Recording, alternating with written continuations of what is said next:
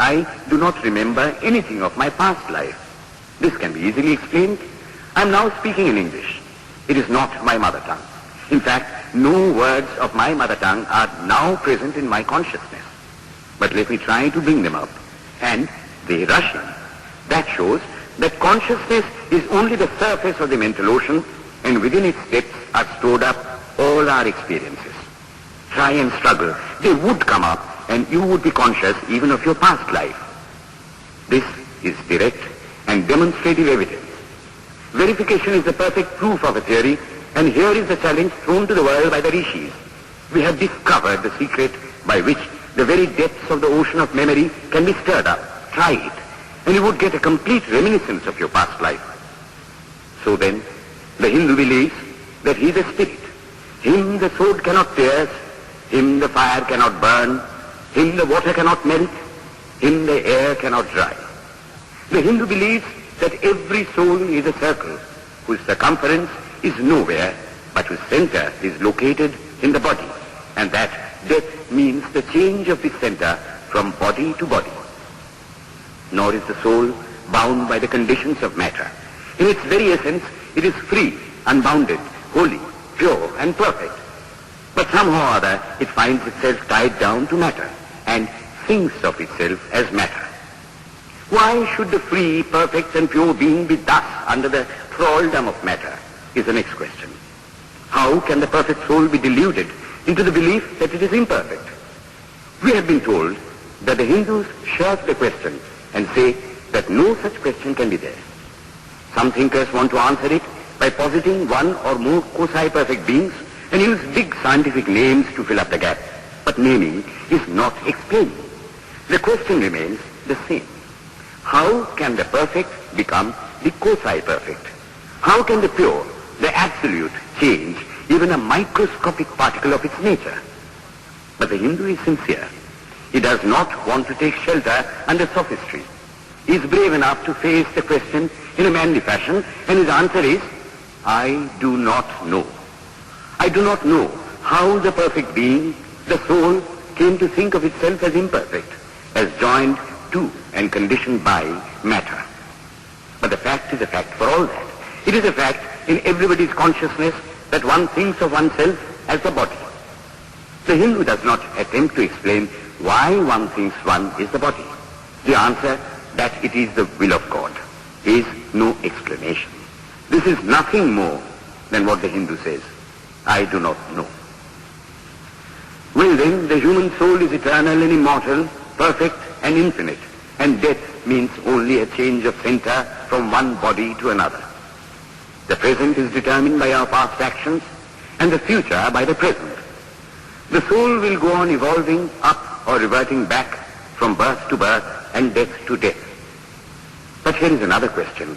Is man a tiny boat in a tempest, raised one moment on the foamy crest of the billow and dashed down into a yawning chasm the next, rolling to and fro at the mercy of good and bad actions, a powerless, helpless wreck in an ever-raging, ever-rushing, uncompromising current of cause and effect, a little moth placed under the wheel of causation, which rolls on, crushing everything in its way, and waits not for the widow's tears or the orphan's cry? The heart sinks at the idea. Yet, this is the law of nature. Is there no hope? Is there no escape? Was the cry that went up from the bottom of the heart of despair. It reached the throne of mercy, and words of hope and consolation came down and inspired a Vedic sage, and he stood up before the world and in trumpet voice proclaimed the glad tidings. Hear ye, children of immortal bliss, even ye that reside in higher spheres. I have found the ancient one who is beyond all darkness, all delusion. Knowing him alone, you shall be saved from death over again. Children of immortal bliss. What a sweet, what a hopeful name. Allow me to call you, brethren, by that sweet name, heirs of immortal bliss. Yea, the Hindu refuses to call you sinners.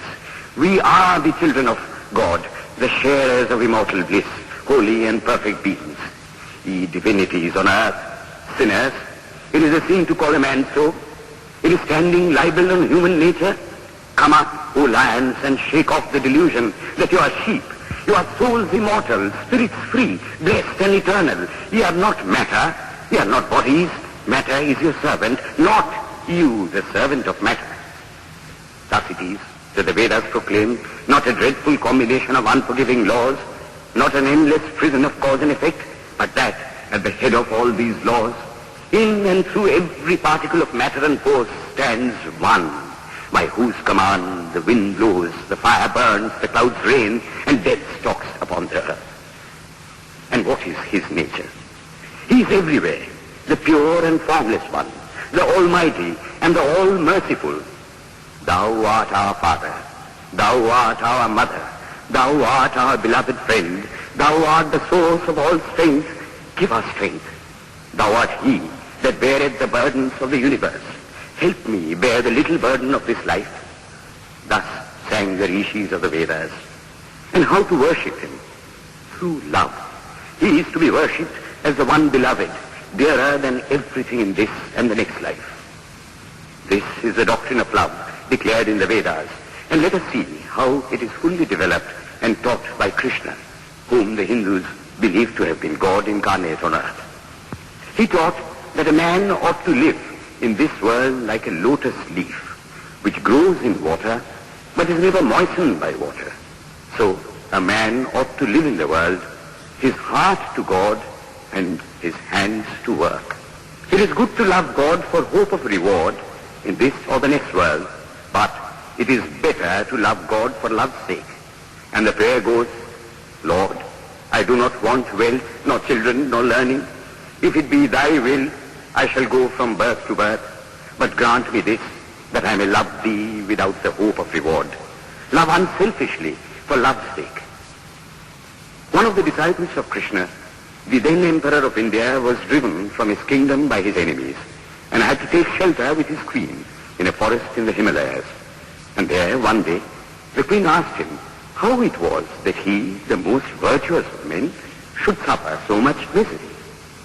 Yudhishthira answered, Behold, my queen, the Himalayas. How grand and beautiful they are. I love them. They do not give me anything, but my nature is to love the grand, the beautiful. Therefore, I love them. Similarly, I love the Lord. He is the source of all beauty, of all sublimity. He is the only object to be loved. My nature is to love him, and therefore I love. I do not pray for anything. I do not ask for anything. Let him place me wherever he likes. I must love him for love's sake. I cannot trade in love. The Vedas teach that the soul is divine, only held in the bondage of matter. Perfection will be reached when this bond will burst, and the word they use for it is, therefore, mukti, freedom. Freedom from the bonds of imperfection, freedom from death and misery. And this bondage can only fall off through the mercy of God, and this mercy comes on the pure. So, purity is the condition of his mercy. How does that mercy act? He reveals himself to the pure heart. The pure and the stainless see God, yea, even in this life. Then and then only, all the crookedness of the heart is made straight. Then all doubt ceases.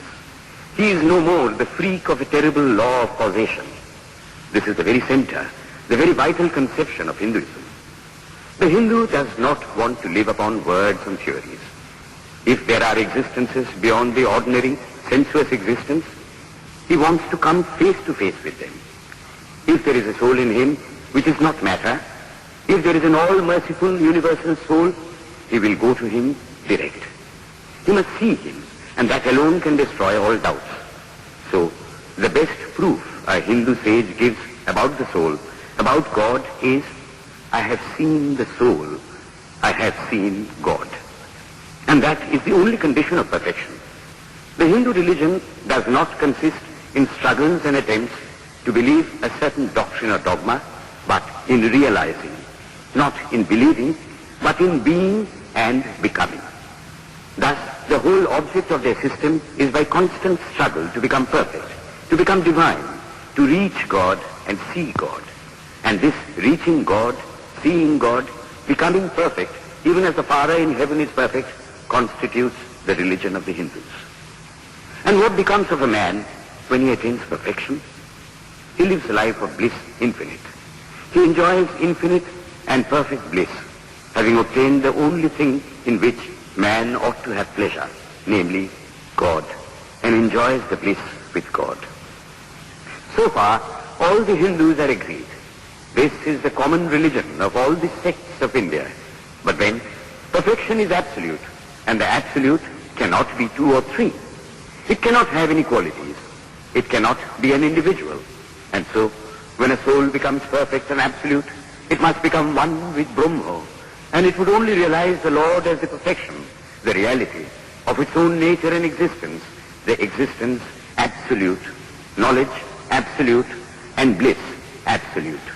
We have often and often read this called the losing of individuality and becoming a stock or a stone. He jests at scars that never felt a wound. I tell you, it is nothing of the kind. If it is happiness to enjoy the consciousness of this small body, it must be greater happiness to enjoy the consciousness of two bodies, the measure of happiness increasing with the consciousness of an increasing number of bodies, the aim, the ultimate of happiness being reached when it would become a universal consciousness. Therefore, to gain this infinite universal individuality, this miserable little prison individuality must go. Then alone can death cease when I am one with life. Then alone can misery cease when I am one with happiness itself. Then alone can all error cease when I am one with knowledge itself. And this is the necessary scientific conclusion. Science has proved to me that physical individuality is a delusion, that really my body is one little continuously changing body in an unbroken ocean of matter, and Advaita, or unity, is the necessary conclusion with my other counterpart, soul. Science is nothing but the finding of unity. As soon as science would reach perfect unity, it would stop from further progress, because it would reach the goal. Thus, chemistry could not progress farther when it would discover one element out of which all others could be made.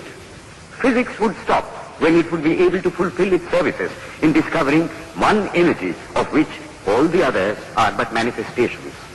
And the science of religion become perfect when it would discover Him who is the one life in a universe of death, Him who is the constant basis of an ever-changing world, one who is the only soul of which all souls are but delusive manifestations.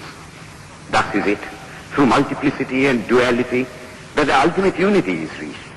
Religion can go no farther. This is the goal of all science. All science is bound to come to this conclusion in the long run. Manifestation and not creation is the word of science today. And the Hindu is only glad that what he has been cherishing in his bosom for ages is going to be taught in more forcible language and with further light from the latest conclusions of science. Descend we now from the aspirations of philosophy to the religion of the ignorant. At the very outset, I may tell you that there is no polytheism in India. In every temple, if one stands by and listens, one will find the worshippers applying all the attributes of God, including omnipresence, to the images. Henotheism explained the situation. The rose, called by any other name, would smell as sweet. Names are not explanations. The tree is known by its